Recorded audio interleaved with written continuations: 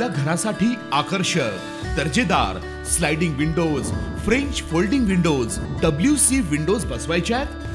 तर मग यासाठी नाशिक मध्ये एकमेव आणि अद्वितीय असे एकच नाव, शिवाय एंटरप्राइजेस।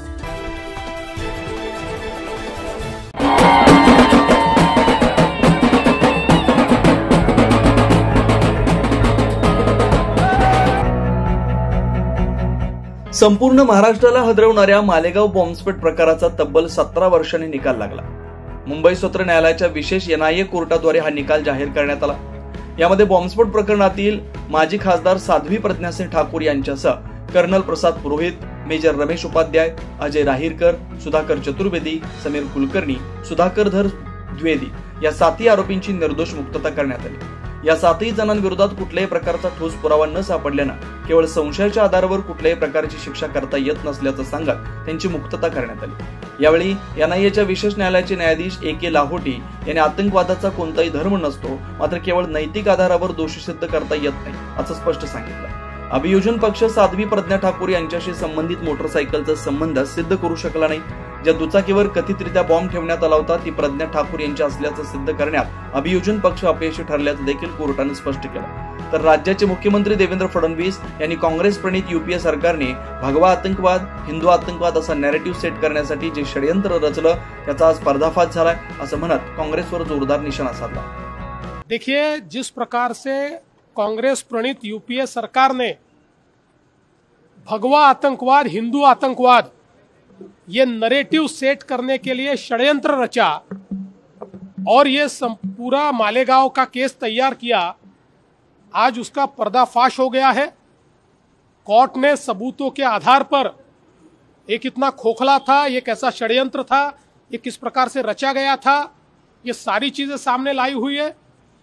और एक प्रकार से केवल वोट की राजनीति के लिए अपनी वोट बैंक को और विशेष रूप से एक पर्टिकुलर धर्म की वोट बैंक को खुश करने के लिए जिस प्रकार से नैरेटिव लाने का प्रयास कांग्रेस ने किया था और तमाम भगवा और हिंदुओं को आतंकवादी ठहराने का जो काम कांग्रेस ने किया था, आज पूरा देश उसका धिक्कार कर रहा है और हम मांग करते हैं कि कांग्रेस ने माफी मांगनी चाहिए।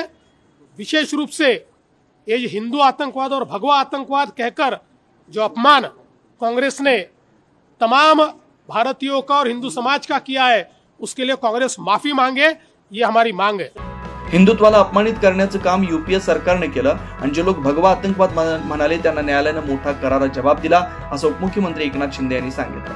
अपमानित करण्याचं काम, कलंकित करण्याचं काम आणि आरोपीच्या पिंजऱ्यात उभं करण्याचं काम त्या काळातल्या UPA सरकारने केलं, हे अतिशय दुर्दैवी आहे आणि अतिशय खऱ्या अर्थाने हे एक षडयंत्र होतं, एक कारस्थान होतं आणि एक साजिश होती आणि त्यामध्ये या लोकांना गोवलं गेलं। परंतु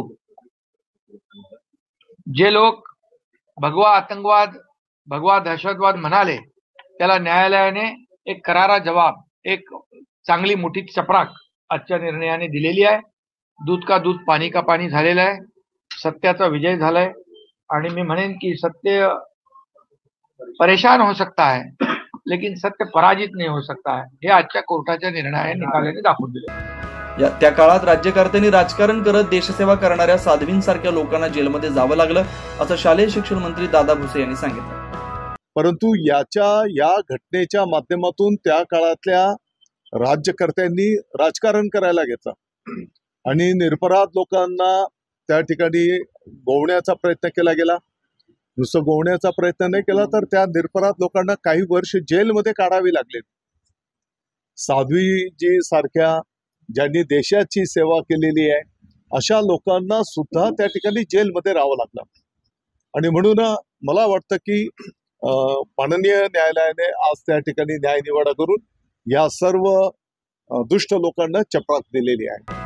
आज न्यायालयाने दिलेल्या निकालानंतर मालेगावमध्ये साध्वी प्रज्ञा यांच्या समर्थकांनी मोठा जल्लोष साजरा केला। मात्र बॉम्बस्फोट झाल्यापासून ते आतापर्यंत तब्बल 17 वर्ष त्या काळातील UPA सरकारच्या षडयंत्रामुळे साध्वी यांना वारंवार नाशिक न्यायालयात यावं लागत होतं, त्यामुळे त्यांना मणक्याचा त्रास देखील वाढला होता। त्यामुळे त्या शहरातील गणेशवाडीच्या एका आयुर्वेदिक रुग्णालयात उपचार घेत होत्या. या प्रकरणातील प्रत्येक व्यक्तीकडे एखाद्या आतंकवाद्यासारखं पाहिलं जात होतं असं देखील बोललं जात आहे. 9 न्यूज महाराष्ट्र ब्युरो, नाशिक.